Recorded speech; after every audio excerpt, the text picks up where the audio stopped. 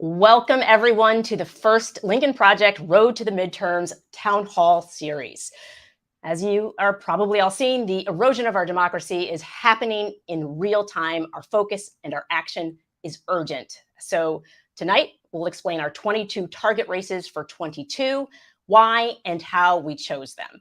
My name is Maya May, and I am your moderator for this evening, and I am here with Lincoln Project co-founder Reed Galen and senior Lincoln Project advisor Trygve Olsen, so that you all know we will be holding monthly town halls between now and November. We're going to provide updates on our target races, how they're going, how things change as we get closer to November, and give a platform to our local partners from the union who are working hard on the ground to make things happen.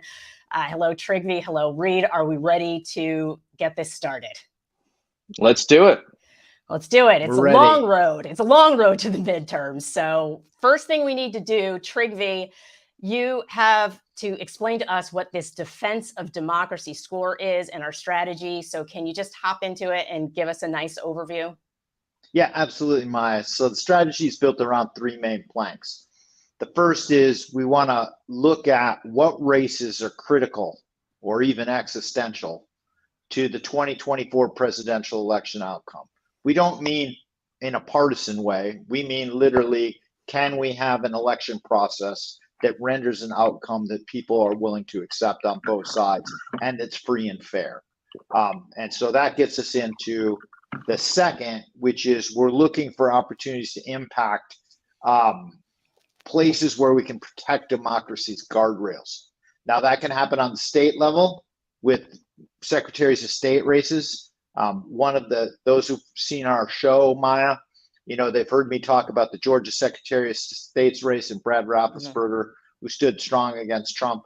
He won last night. That was a good night for democracy. So it's look for those opportunities to impact. That could be retaining control of Congress. And then the last one is, what the Lincoln Project is best known for, harassing and defeating illiberal autocratic actors and their enablers. We're not going to stop whacking the bad guys, the people who want to control and take away democracy. But when we look at 2024, it's these three planks that are the main part of what we do. And that gets us to sort of the tactical engagement. We reviewed over 350 elections that are being held. We didn't look at races the way the Cook Political Report or the crystal ball look at it, which is which party could win a seat. We actually looked at who's running in the Democrat primary and the Secretary of State's race at State X, who's running in the Republican, who's going to be in the general election. And then we looked at all the rated House races. So those that Cook or crystal ball said could flip hands. We looked at all the statewide races. And ultimately, we scored them from 1 to 3. And the scoring was based around three separate scores. The first was what we call the 24, metric number 1 to 2024 score. How important is the race to that need that we have to defend democracy by protecting what happens in 2024? And that score goes from 1 to 10, and we dug deep. I mean, we looked at, in some cases, does a House race change which party controls the congressional delegation on the off chance that elections go to the House of Representatives and they vote by delegation? We looked at how important is the office for control of election process. We looked at, will a race impact other key races down ballot? Or is it one down ballot that has the potential to impact one up ballot? And we literally sat for hours and looked at every single one of these races by getting up to speed on the elections so that we would know what happened. They were scored from 1 to 10. The second metric, which is what we call the control metric, is how important is it for controlling those guardrails of democracy? So it could be a governor's race, could be a House race that's pivotal to determining which side is in control. It could be a U.S. Senate race, any of those races, and we scored them from 1 to 5. From a race where it's unlikely to impact around the edges because it's already been predetermined, to 5-1 that could go either way, that's critical for determining, do people who believe in democracy control those mechanisms that defend democracy, or do those that support the autocracy and are out to gain power to maintain it. That's how we scored that one. Then the third one, we call it the illiberalism metric. It's a scale of 1 to 5. I describe it like this. You know, if you're looking at Liz Cheney, she's demonstrated herself to be complete on the Republican side, completely committed to democracy. She would be a 1. You look at Doug Mastriano, the nominee or Jim Jordan or Matt Gaetz, or I can name a lot more than the 1, Liz Cheney. On that other side, they would be a 5. Whoever the most illiberal candidate is in that election, that's the score for that election. And so that's how we went about doing it. And then what we did is we came up with a list. And we said, these are the most important races in the country.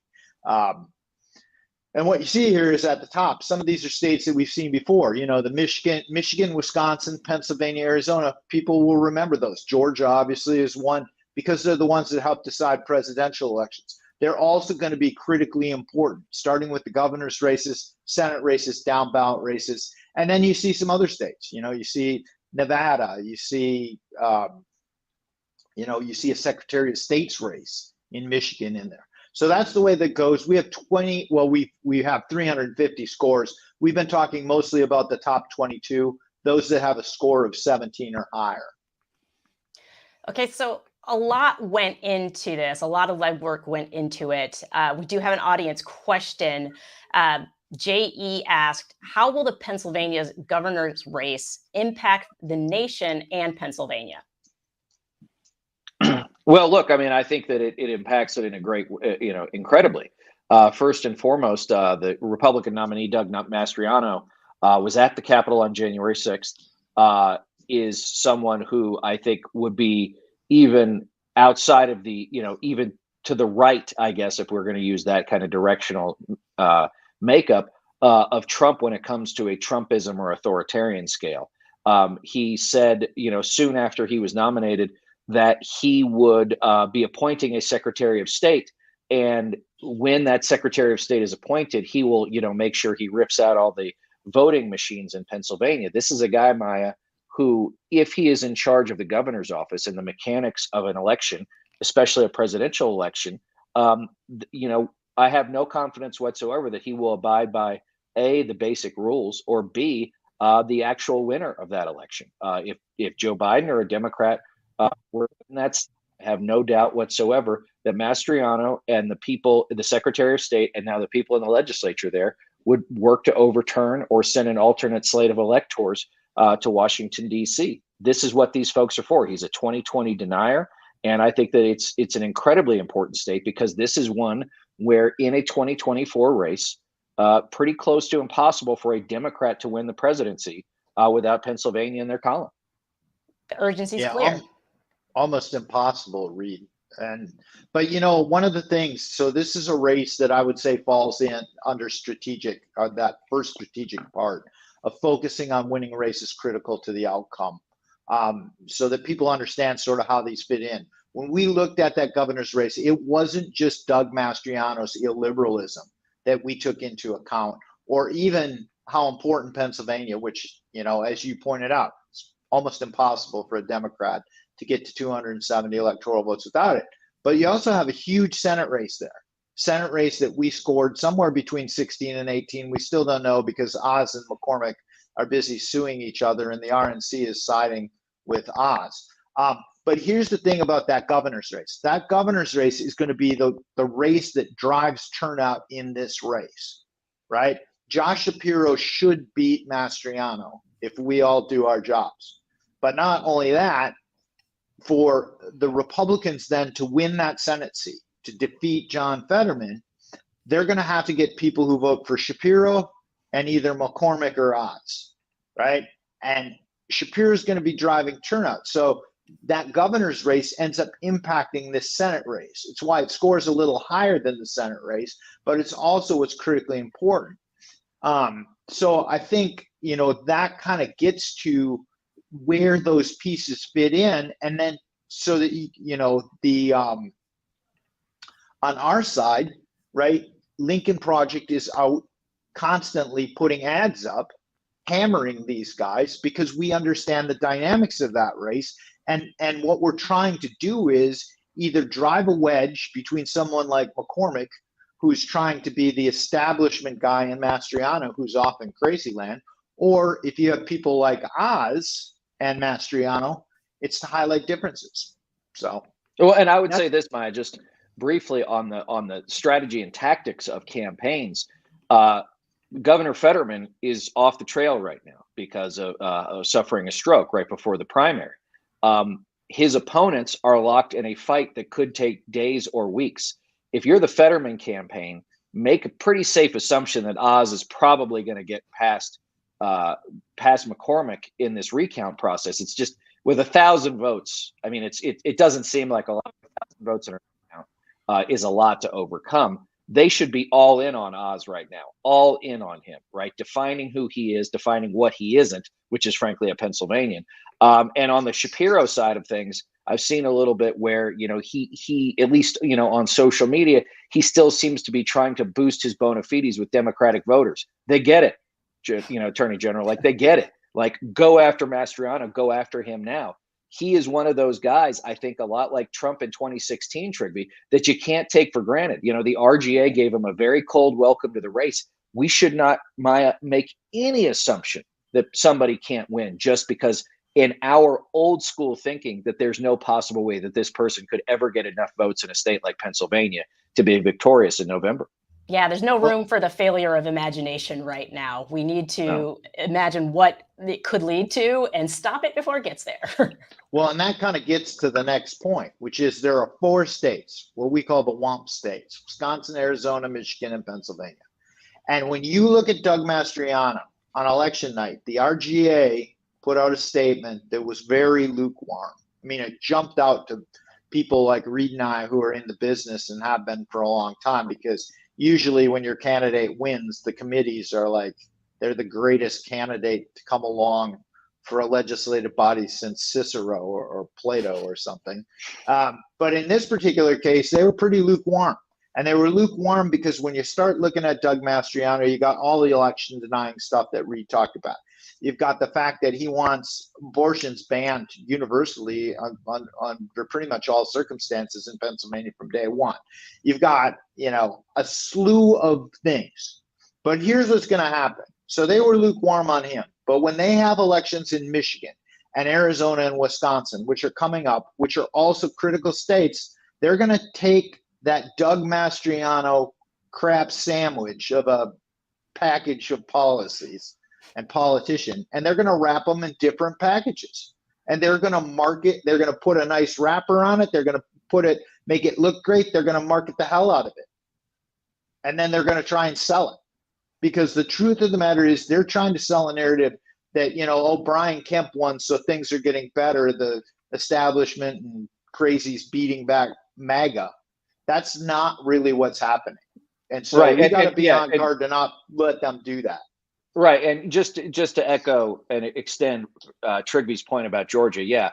Trigby and I were talking the other day, all the DC, consultants who we probably either know or would have been friends with in the past are calling every reporter inside the Beltway saying, see, Kemp proves the GOP is not crazy. Kemp proves it. Kemp proves it. He doesn't prove anything. To Trigby's point on this, Klein Fleisch in Wisconsin, right, got drawn over, by one of her wingier opponents into the 2020 election denial. Carrie Lake in Arizona, she's like an ivermectin, aficionado who wants to deploy, Arizona National Guard troops to the border to shoot immigrants and, send the Arizona State Patrol to Washington, D.C. to bring Anthony Fauci back up on charges. Like, these are not normal people. And then the guy we have listed in Michigan, pretty good chance he won't even make the ballot because 5 of them were engaged in some sort of signature ballot fraud. And so, these folks are much different. We should also say this is that, just on the side of Georgia, like Georgia is a different state than it was 10 or 20 years ago. And the average suburban Republican in Buckhead is different than a Republican in the T of Pennsylvania. The MAGA in Pennsylvania, Michigan, and Wisconsin, I would venture to say, Trigby, is concentrated in bigger places than it is in a place like Georgia. Well, I would say I think you're right on that. You know what it is? It's Marjorie Taylor Greene's district is much more spread out in those other states, right? In Georgia, you kind of got you have Atlanta, and then you have a few pockets that are sort of the Marjorie Taylor Greene kind of places where MAGA is pretty strong. But the other thing is, Reed, Democrats in Georgia deserve kudos because somewhere between 7 and 13% of them crossed over to vote for Roethlisberger and Kemp because they did the right thing. And that is being strategic, and that is putting democracy first. And it happened particularly in places like Marjorie Taylor Greene seat where they're like, we're not going to beat her in a primary. We're not going to beat her probably in a general.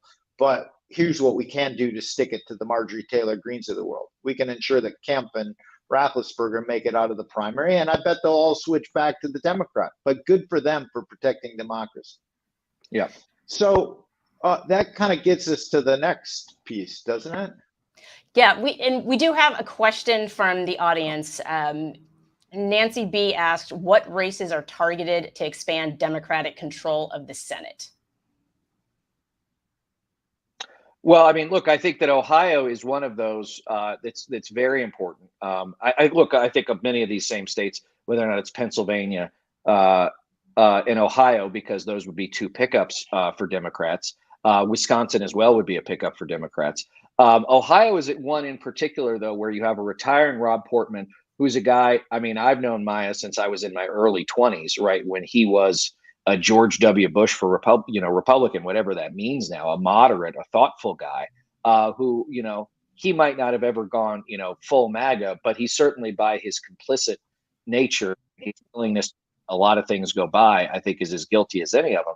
Now you've got somebody even worse. You've got a J.D. Vance there who is, a convert to MAGA, to Trumpism, right? He started, really. He's a chameleon. He absolutely is. And I think this is one of the most dangerous things about him. Is that he will fall back on that hillbilly elegy fame that he garnered a few years back. But remember, he also called Donald Trump, American Hitler.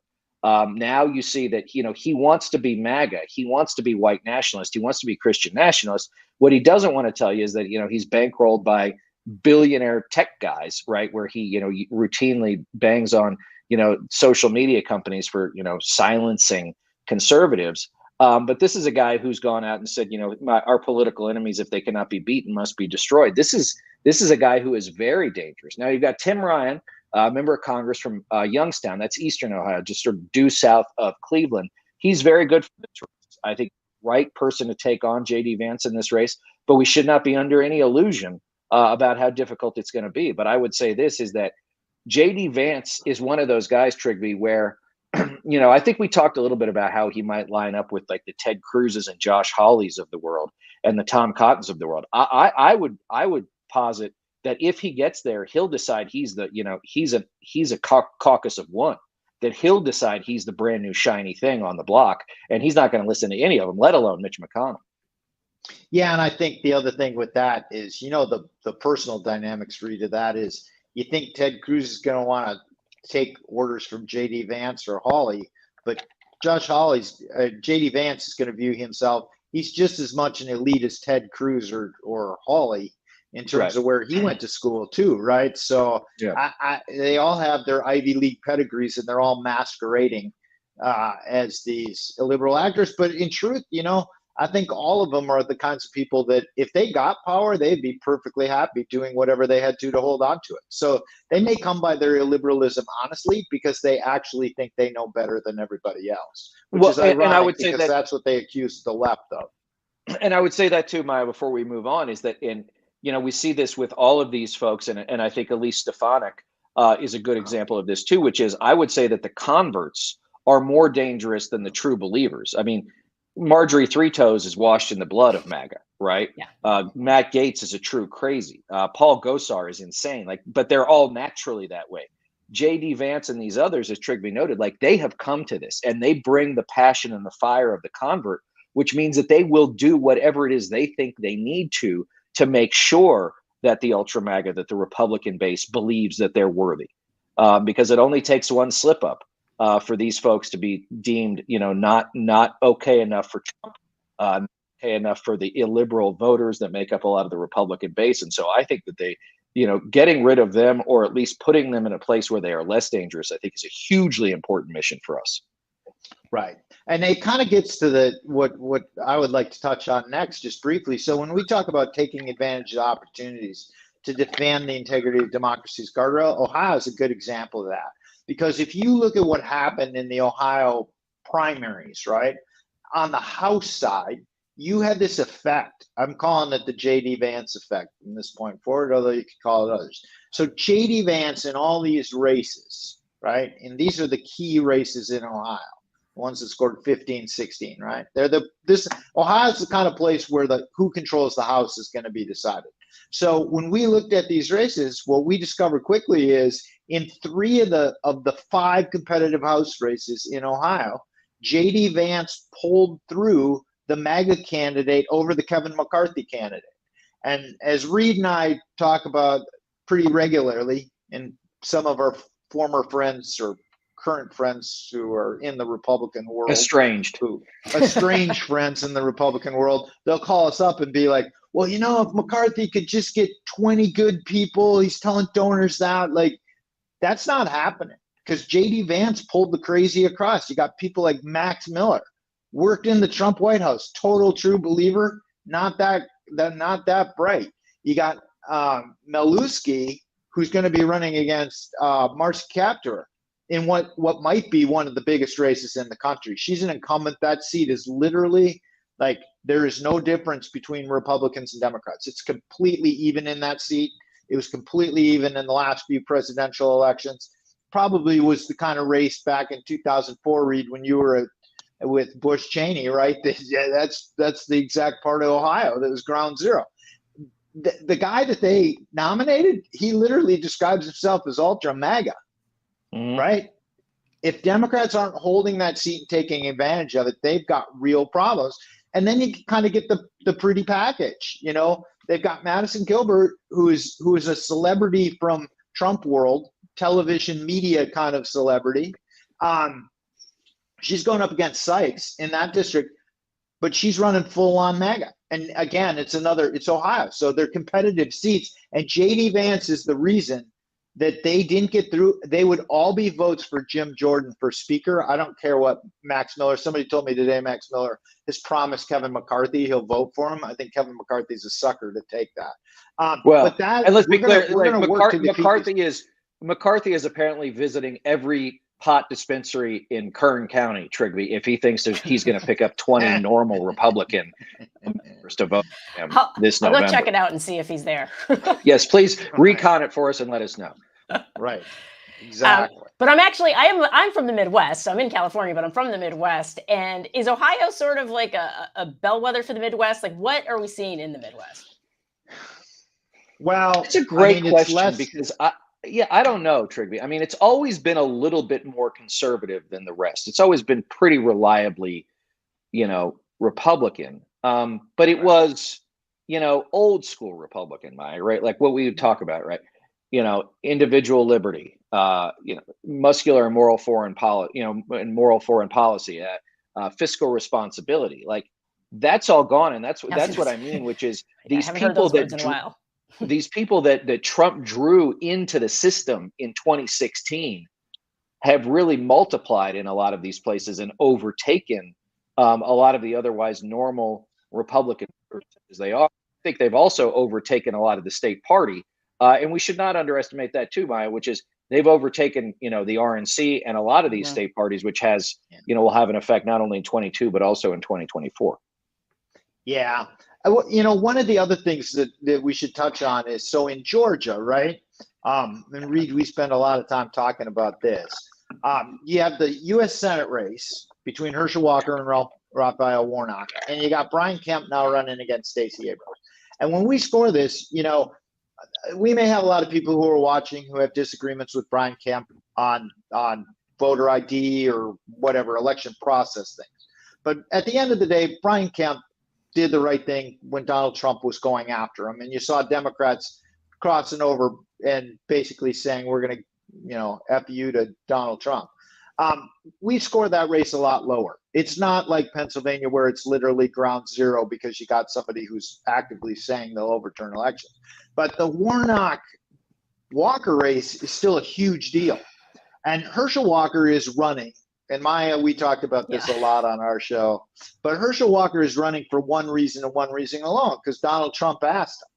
And so one of the things that we're going to really try and do, there's an incongruent ticket when it comes to MAGA. Brian Kemp is trying, he doesn't want Donald Trump support. He won without it. He's not beholden to it. He's running how he's running. Herschel Walker is beholden to it. Herschel Walker refused to weigh in the primary. He's trying to navigate it. We're gonna work hard to force Herschel Walker as a new Georgia voter to say, does he stand with Brian Kemp or does he stand with Donald Trump? Because there's no good way for Herschel Walker to answer it. Or it gets worse for him, Trigby. Is he for Brian Kemp or is he for Stacey Abrams? There you go. Right. That's the question that needs to be asked because really, he's got to make a choice. I mean, maybe there'll be a libertarian or a green candidate, but like they're the top of the ticket. Herschel, who are you going to vote for? And I would also say that Reverend Warnock also I think has the ability in his race, Trigby, to play. I would say first of all, I think he's a very savvy guy. I think he's he is well grounded both in Georgia and I think in retail politics. I think it very well might be that you could have a situation where Brian Kemp wins the governor's mansion or gets reelected, and Warnock wins reelection as well. I think that's an entirely possible scenario. Yeah, I think it's a very plausible scenario. For those who didn't watch Maya and I in the game we're in, last week we talked about Georgia. We showed a Warnock ad. He's running some really good ads. Like he's running a really good campaign and has got a great story to tell. Yeah. But can I just add on to the game we're in, as the trailer to this, which is, there was one of those fact-checking organizations that came out with a story last week that horror of horrors, the dog that Warnock featured in his campaign in 2020 wasn't his dog, right? And like this was a story, and I'm like, wait. Like the guy who he's running against isn't a citizen of the state, basically just carpetbagged in, is by all accounts an insane person who has been accused of holding a gun to his wife's head, and you're worried about Warnock's dog? It's one of those things where like they can't get out of their own way sometimes, even on the media front. Like that's the factor checking. That's the factor checking in this race. Yeah, right. The media, when you're asking the wrong questions, you don't have to worry about what the answers will be. And I feel like that a lot of that is going on right now, that kind of cynicism that is pushing everything in the wrong direction, which is why it's so important for everybody to be following all of these races that we're talking about tonight and literally looking at these scores, these democracy scores, and seeing how they're going to have an impact. And so it doesn't matter if you're in California or if you're in Georgia or if you're in Florida, you need to be watching all of these races that we are following. And as you mentioned, Trigby, part of following those races are the ads and understanding the messaging that is being put forth. And so we do have a question from the audience. Robert J. asked, what is the point of negative MAGA ads? Yeah, so, that kind of gets to our third strategic plank, which is what we're known for, right? Defeating and harassing illiberal autocrat candidates. And as Maya and I have been talking about this on the show that's really dedicated to this, we've gotten a lot of questions on Twitter, and Maya kind of laughs because I had said I was trying to respond to every single person of the 4,000 people who commented on, well, why aren't you trying to take out Marjorie Taylor Greene? You didn't score her 20. And it's a fair question. It's just not fair to me to try and answer every single one of them individually. But and she's not going to lose either. So she isn't going to lose. And so her score is low. But I want to show you an example of this just from this last week, and then Reed can talk about it a little bit. So Elise Stefanik. Elise Stefanik's very likely going to win her district because she basically chose a district she didn't live in, moved into it because it's the most Republican district up there, right? So, why do we attack Elise Stefanik? We attack Elise Stefanik because she's one of the most insidious enablers of Trumpism. She's absolutely jaded, and it's important to be keeping them off balance. And Elise Stefanik has been attacking us back.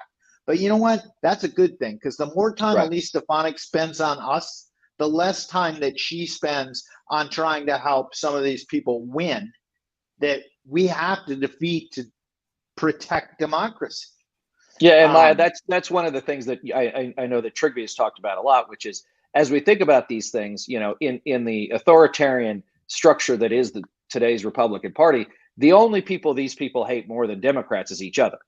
And so to Trigby's point, we're after her because she is, again, like a JD Vance, someone who, you know, a lot of the younger folks I knew from the Bush administration, right? Like she was one of us, right? She made it. She went to Harvard. She was always the smartest kid in the room. She's always been the smartest person, right? And then because she's intelligent, she realized probably what, Trigby, in 2019, wait a second. Yeah. You know, I understand where this is going. And if I want to continue to, you know, rise through the ranks of the Republican Party in the US House, like I'm going to have to go Trump. Right. And so she engineered taking out Liz Cheney as chairman of the conference, which is, you know, is a communications job. But it's, you know, it's got some cachet. You know, I think that there's a pretty well-founded rumor that she was the one who recorded Kevin McCarthy in those January 6th calls because she's trying to take him out. And now just today, Trigby, you know, there was a story out that, you know, her stock is rising with Donald Trump as a potential VP candidate. So like, why is it important to go after her? Because she is dangerous. She is a dangerous individual. She does not care. And she even said, you know, at some recent press conference, like, I'm ultra MAGA, right? This is the same person who was running ads on Facebook in her district for the Great Replacement theory. And then when the terrible shooting in a Buffalo grocery store place, you know, pretended like she didn't know what she was talking about. I mean, these are folks, they are amoral, Maya. There is not immoral. They are amoral.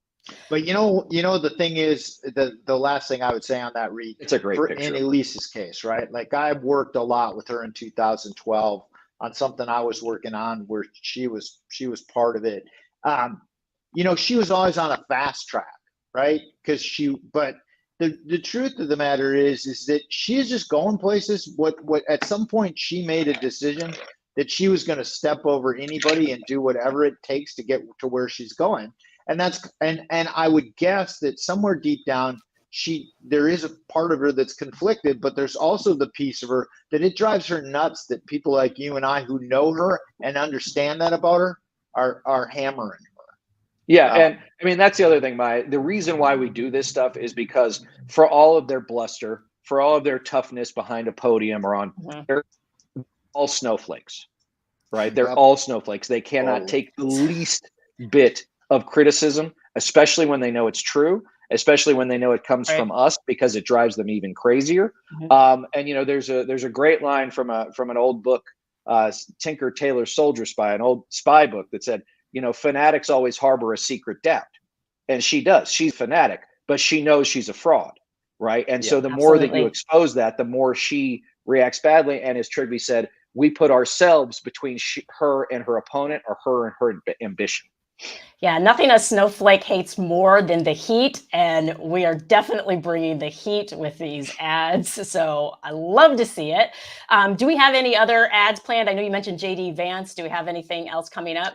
Oh yes, there will be I think there will be a suite of advertisements that all of these folks will see that will upset all of them, because each of them in their own way is someone who is eminently unfit to serve and certainly should not be within a country mile of a position of public trust.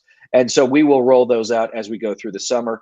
As these primaries start to go through, we'll start to define these people like a Doug Mastriano, because again, I cannot stress this enough, Maya.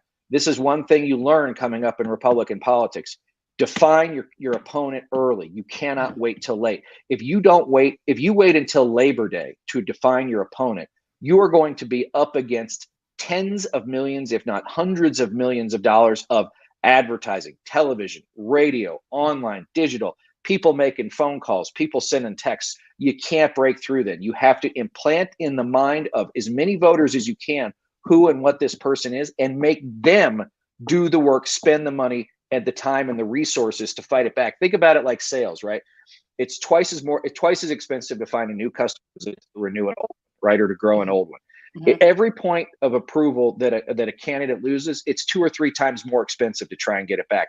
And the money now is good money, right? That's money that if you show that you're in the fight and willing to take these people on, you'll have the money you need for the final thrust.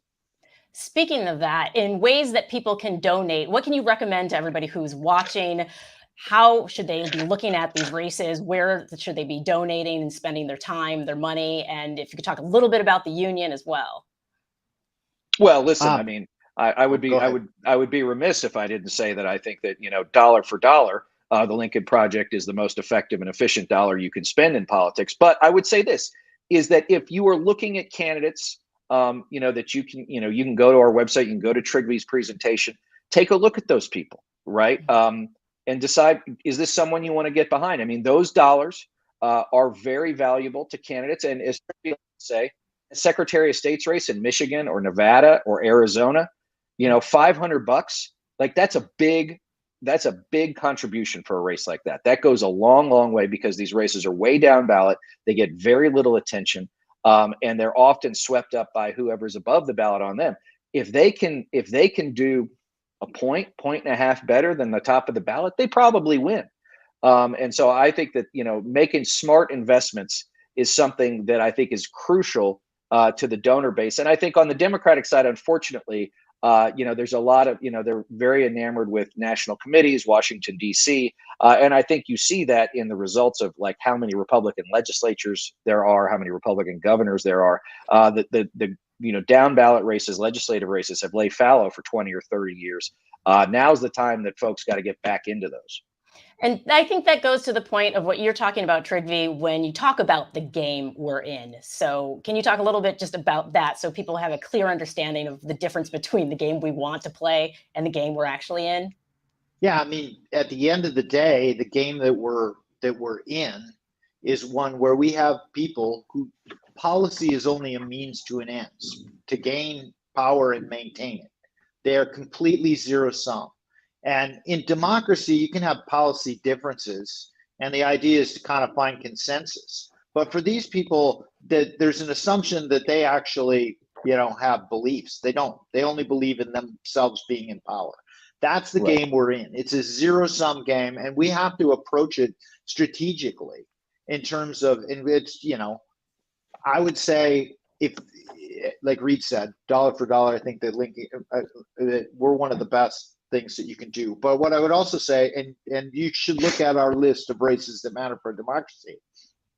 But I would also say, look at your state legislative candidates too. Don't underestimate those because they're the front lines of the game that we're in, which is defending democracy. Because if we don't defend democracy, once they take power, they're not giving it up. Yeah. Right. And I would say this just to say a little bit more about what Trigby said about power.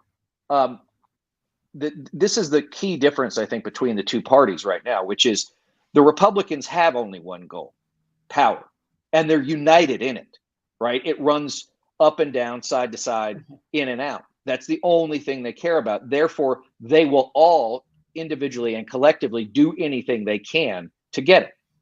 The Democratic side of the aisle, big D Democratic side of the aisle, is unsure of what it believes in, which is why I think you see, when people talk about messaging is a derivative of belief, right? Sure. If the party leadership can't determine what it believes in, possibly supposed to spread that among candidates in not places like New York City or Los Angeles or Washington, the Washington, D.C. suburbs, but Southern Arizona, Washoe County, Nevada, or, in Trigby's neck of the woods in Wisconsin, it makes it very difficult for there to be a united front. And so what you're going to see, I think, this is a double-edged sword, is that there's going to have to be a lot of Democrats who run their own races and hope that, either the cavalry arrives, that they're not forced into making too many decisions that are harmful to them at home. And so I think it is a tough thing to have to contend against when you're seeing just a solid wall coming for you. Yeah, and when you speak about the belief piece of things. I think the one thing we can all believe in is that we want to live in a democracy, a functioning democracy. And so that's where we need to invest our time, our dollars, our messaging in that. Like, that's the one thing that we can all coalesce around. And so I'm incredibly grateful for all of the information, Trygve, that you and your team have pulled together, because you've done the legwork, which makes and we should definitely give a shout out to Jeff Timmer as well. Yeah. And shout out to Jeff Timmer. Phil and Andrew on the team too. Yeah. Those guys, they've really worked in our JAs. But here's the thing: is at the end of the day, Maya, and this is even true on the political team, right? Like this gets to the game we're in versus the game we know. You and I probably have very different ideas about what policy solutions should look like, right? On a host of issues, but we're all on the same side in this, because if the people who want to, who want power, the MAGA people who are pushing, and some of the people we've talked about tonight, end up with power, there will be no discussion about those differences, searching a win-win. It's just going to be, it's about control. It's about power. It's not about policy. Yeah, and I think that's important to reiterate, Trygve, because you mentioned it a few times on the game we're in, because when we talk about losing our democracy, a lot of people have a hard time wrapping their head around what that looks like, because most of us have always lived in a functioning democracy. So can you just real quickly scare the bejesus out of us with what does our day-to-day look like if we don't have what a does it functioning look democracy? like? It looks like you're a company, and you like to have kids from all over the world come and have a magic moment with their parents, and you get attacked for being a woke corporation. It looks like you're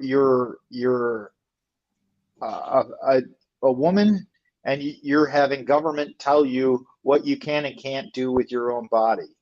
That's what it looks like. If you aren't supporting it, you become an enemy of the state, an enemy of those people. That's what it looks like. Yeah, we saw this week. There were 11 Republican senators meeting with Rand Paul about the fact, and I think this will be true in the House too, that if the Republicans take the House or the Senate, like, kiss Ukraine goodbye, at least as far as the United States is concerned. From a legislative perspective, because they'll approve not one more cent of funding for it. They're isolationists. They might be Russian stooges. I don't know. The point is that the reality will be that, if the Democrats want to make sure that they've got enough for Ukraine, like, they better appropriate it this year. I'd say the other part too is, look, I used to work at FEMA many, many moons ago, prior to Hurricane Katrina. And, the president has to make a declaration on those things, right? If there's a disaster, if it's a hurricane or tornado or whatever natural disaster it might be. If there's a Republican president and you live in the wrong color state, he might just be like, hey, you're on your own, man. Well, we've seen that happen already in bits and pieces with the Trump administration in divvying out COVID relief and the way things are happening then. So, and the most striking example, obviously, is COVID, right? I mean, the president, then President Trump decided he could go one of two ways. He could try and unite the country and say, we're going to get through this together. Or it could say, it's the China syndrome, it's the China virus, it's the Democrats' hoax, whatever it is. And, a million Americans later, here we are, which I think, I don't think anybody's really done a study on this, but I think we're still we're still in the middle of a psychic shock about it, which will take years, if not decades, to get over. Exactly. And so this is what happens when, instead of a country coming together as a democracy and thriving and moving forward together, we're constantly at odds over the most basic thing, which is the ability to choose our elected officials and choose who represents us. So that is why we're all here. That is why we're all listening and engaged right now. And so I want to thank everybody who is watching tonight, because this is really, truly mission critical. You can go to LincolnProject.us/donate to contribute. Follow us on Facebook, Twitter, Instagram for all of the information, because this is dynamic, as Trygve mentioned. And so we will be continuously updating everyone so that we can stay on top of this and stay ahead of this. So thank you so much, everyone. No, and Maya, before we go, can I talk a little bit about the union? Yes. So guys, back in March, with Joe Trippi and his team joined us almost a year ago, which is hard to believe. It's probably harder to believe for Joe. but he and Megan Madsen, our new board member, and some of their incredibly dedicated friends who have done all of this pro bono helped us launch the union. And what the union is the taking the Lincoln Project's ability to broadcast a message to millions and millions of people on a daily basis and say, if you have not been involved, want to get involved in your state, let us know, right? Sign up here. Tell us what you're interested in. Tell us what you're good at. If you have worked in politics before as a volunteer or an activist, tell us that too. And then we take those people, Maya, and we have partnered with, I think, almost 50 organizations around the country. And we push those people back out into the states where they can make the most difference. Because this is something we realized in the wake of 2020, this big ad hoc coalition came together to get Joe Biden over the line. But it didn't work down ballot, right? Now everything's down ballot, right? It's not, it'll be a national election because everybody's voting, but it's state elections, statewide elections, legislative elections. We're going to need the broadest, deepest, most diverse coalition of people. As Trigby talked about, we might be 180 degrees apart on policy, but we understand that we're in this fight together. And so if we can do that, where the Lincoln Project from, the mothership is doing the high level messaging about why democracy matters and what's really at stake. If we can take on these bad actors, as Trigby talked about, if we can get involved in these races that really matter, and then from the grassroots, we can find those 5, 10, 15, 25, 30,000 votes that a Gretchen Whitmer needs in Michigan or a Tony Evers needs in Wisconsin. Like that can make the difference, because this, as Rick likes to say, is the game of small numbers, right? So let's go find those small numbers in those counties or with those constituencies who don't, who are maybe a little bit depressed from a voter perspective, don't have a lot of direction. Whatever it is we can do to be helpful. As I've said, Maya, we'll work with anybody, right? If you want to work with us, we want to work with you. And that's the heart of the union. So, go to jointheunion.us. Also, if you're interested, please do this. Like every vote is going to matter, right? And we'll be partnering with some other organizations on voter registration issues, on working polls. All these things matter, guys. The mechanics of elections are as important now as they've ever been because there are so many threats known and unknown to them. And so I hope you guys will get involved with us. And Maya, I'm sorry to interrupt. No, absolutely, because that's a perfect lead-in, because we do want to remind you that we're doing this monthly, and we are going to be giving a platform to a lot of these partner organizations so that they can share the work that they are doing on the ground. So please watch out for that, because yes, we need everybody. This is an all hands on deck moment, as we used to say in basketball, and maybe they still do, but I don't know because I don't play because my knee hurts. We got to leave it all on the floor. We have to leave it all on the floor. So that's what we are all doing. And thank you so much for being a part of it. It is an incredible moment to be alive right now. So let's just do the work. And we'll see you at the next one.